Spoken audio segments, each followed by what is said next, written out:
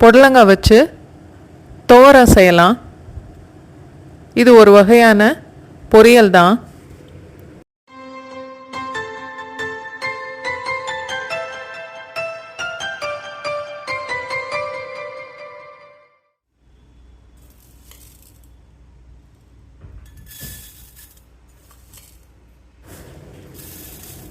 குக்கரில் 2 table spoon அளவுக்கு பாசிப்பருப்பு, 1/4 ஸ்பூன் மஞ்சள் தூள்,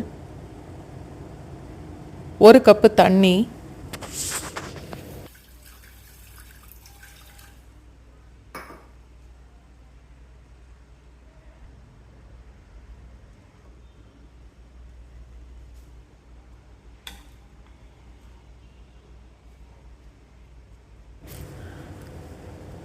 பொடிசாக வெட்டின புடலங்காய் 2 கப் அளவுக்கு.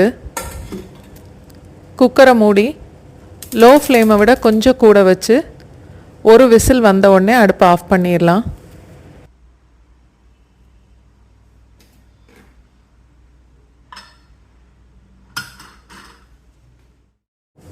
சேனல் சப்ஸ்கிரைப் பண்ணவங்களுக்கு ரொம்ப நன்றி. வீடியோலாம் பார்க்குறவங்களுக்கும் ரொம்ப நன்றி. 1/4 கப்பு தேங்காய், 2 இல்லை 3 மிளகாய் வத்தல், 1 ஸ்பூன் சீரகம், 2 இல்லை 3 பல்லு பூண்டு, 5 இல்லை 6 சின்ன வெங்காயம் இல்லை வெட்டின வெங்காயம் 1 டேபிள் ஸ்பூன் அளவுக்கு. எல்லாத்தையும் மிக்சியில் போட்டு 1-2 அரைச்சி எடுத்துக்கணும்.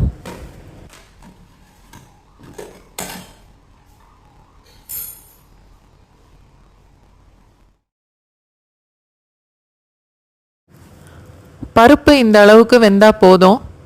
காயும் வெந்துருச்சு.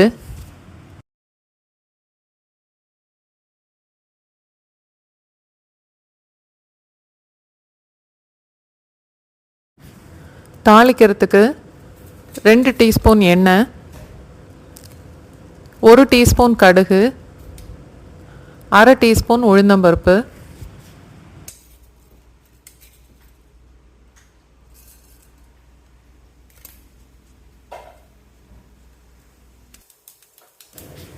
கொஞ்சம் கருவேப்பிலை,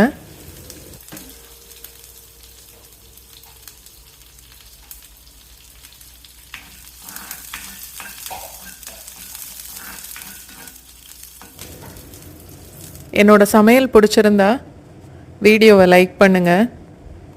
உங்களுக்கு தெரிஞ்சவங்களோட வீடியோவை ஷேர் பண்ணுங்கள்.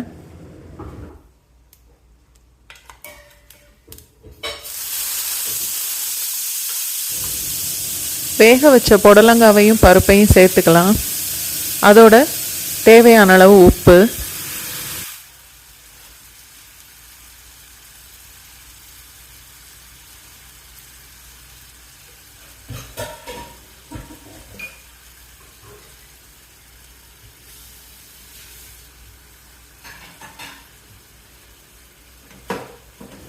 அரைச்சி வச்ச தேங்காய் மசாலா எல்லாம் சேர்த்துக்கலாம்.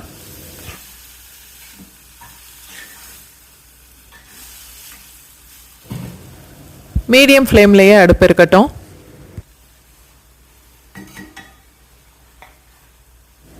சேனல் சப்ஸ்கிரைப் பண்ணதுக்கப்புறம் பக்கத்தில் உள்ள பெல் ஐக்கான் ப்ரெஸ் பண்ணிங்கன்னா நான் புது வீடியோ போடும்போது உங்களுக்கு நோட்டிஃபிகேஷன் வரும்.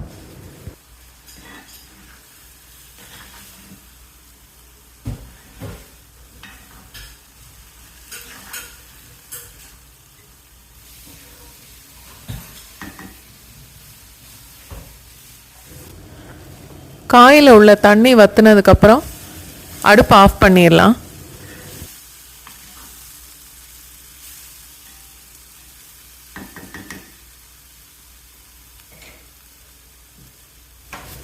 அடுப்பு ஆஃப் பண்ணதுக்கப்புறம் 2 டேபிள் ஸ்பூன் அளவுக்கு தேங்காய் பூ சேர்த்து நல்லா கிளறிக்கணும்.